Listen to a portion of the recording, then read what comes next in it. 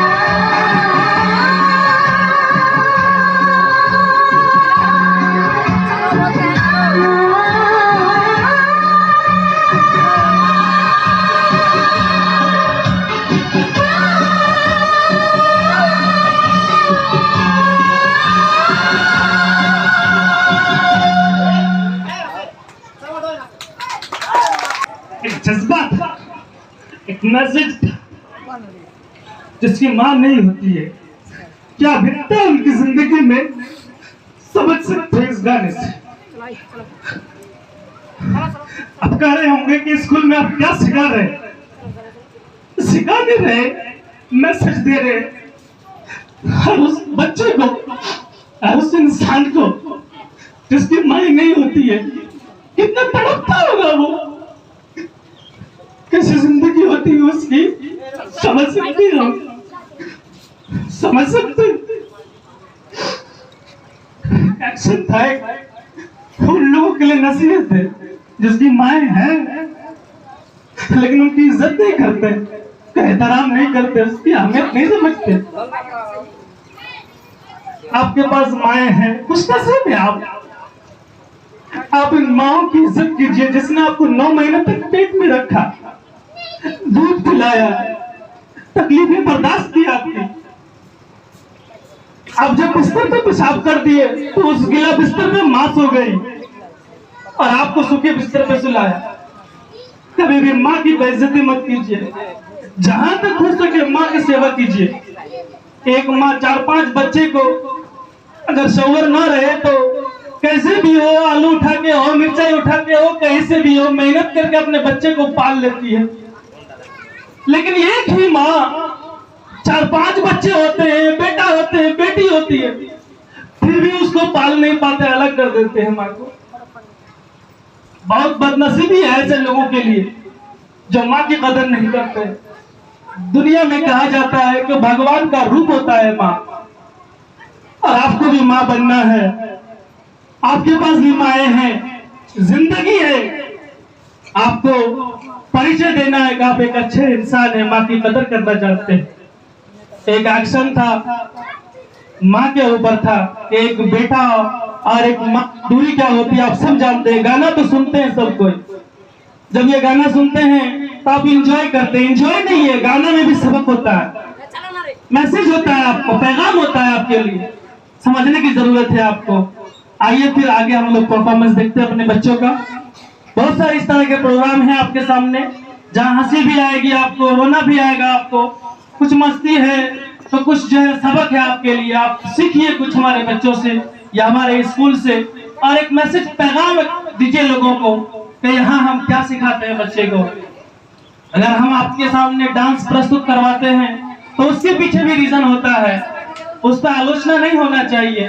Reason क्या है आप जानते हैं कि ये पूरा बॉडी है, इसका एक्सरसाइज भी होना चाहिए, और एक डांस एक आर्ट है और एक एक्सरसाइज का पार्ट है। फिर देखेंगे आगे डांस भी होगा, हंसी भी आएगी, रोना भी आएगा। आगे का हम लोग प्रोग्राम देखते हैं।